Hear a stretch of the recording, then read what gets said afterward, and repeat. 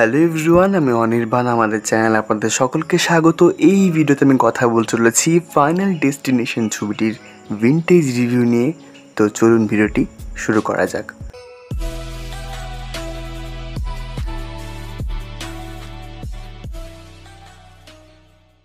তো final destination, যেটি 2000 সালের একটি আমেরিকান ছবি, এটি ডিরেক্ট করেছেন জেমস ওং এবং মুখ্য চরিত্রে রয়েছেন ডেভন সাওয়া, আলি ল্যাটার, কে স্মিথ এবং আরও অনেকে। তো এই ছবির গল্পটা আমি বলবো না, কারণ গল্পটার একটু আঁচ দিলেই আর কি সেটা স্পয়লার হয়ে যাবে। তো আপনারা অবশ্যই ছবিটা একবার দেখুন। ছবিটা নেটফ্লিক্সে অ্যাভেলেবেল রয়েছে, হিন্দিতেও রয়েছে।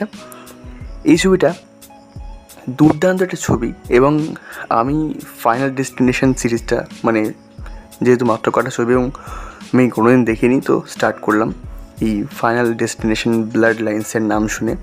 এবং প্রথম পার্টটা আমার ভীষণ ভালো লেগেছে।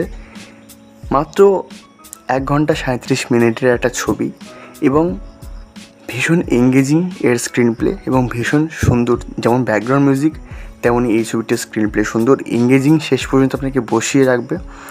এবং এই যে গোটা ছবির গল্পটা যেভাবে সাজানো হয়েছে, যেরকম কনসেপ্ট এখানে ইউজ করা হয়েছে, সেটা কিন্তু দারুণ। আমাদের জন্ম মৃত্যুর সঙ্গে ইউনিভার্সে যেরকম কানেকশান এবং সেটা যেরকম একটা পর্যায়ে থাকে, সেটাকে যেভাবে এখানে ইউজ করে গোটা গল্পটা ফেলা হয়েছে, সেটা খুবই ভালো।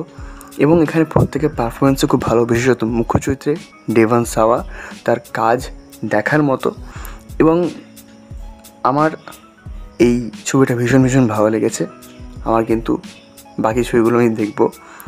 আর সবচেয়ে বড় কথা, আমেরিকান ছবিতে একটা বিশেষ তারা আর কি ভিএফএক্সের যেরকম ইউজ করে, এখানে যেভাবে ভিএফএক্সের ইউজ করা হয়েছে এবং সেগুলো খুব দেখতে ভালো লাগে। আর তার থেকেও বড় কথা, যে ঘটনাগুলো ঘটবে, আমি স্পয়েল করতে চাইছি না, সেগুলোরও কিন্তু প্রেজেন্টটা বা যেভাবে সেগুলো ঘটবে সেটাও কিন্তু সুন্দরভাবে এখানে প্রেজেন্ট করা হয়েছে, যার ফলে দেখতে মজা আসে।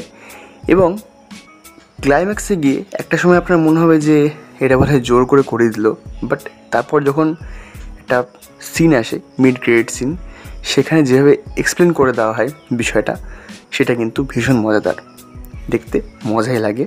এবং পরের পার্টের জন্য আমি ভীষণ এক্সাইটেড যে এর পরের পার্টে কী হবে, সেটা আমি খুব শীঘ্রই দেখে রিভিউ করব। তো এই ছিল আমার রিভিউ। ভিডিওটি ভালো লাগলে লাইক করুন, কমেন্ট করুন, শেয়ার করুন। আর আমরা প্রায় 1K কাছাকাছি আছি। তো ইউটিউব জার্নির তো একটা বিশাল বড় গোলই হয় 1K সাবস্ক্রাইবার হওয়ার। তো প্লিজ আপনারা চ্যানেলটি সাবস্ক্রাইব করুন, যাতে আমরা খুব শীঘ্রই 1K সাবস্ক্রাইবার ঘরে ঢুকে যেতে পারি। ধন্যবাদ।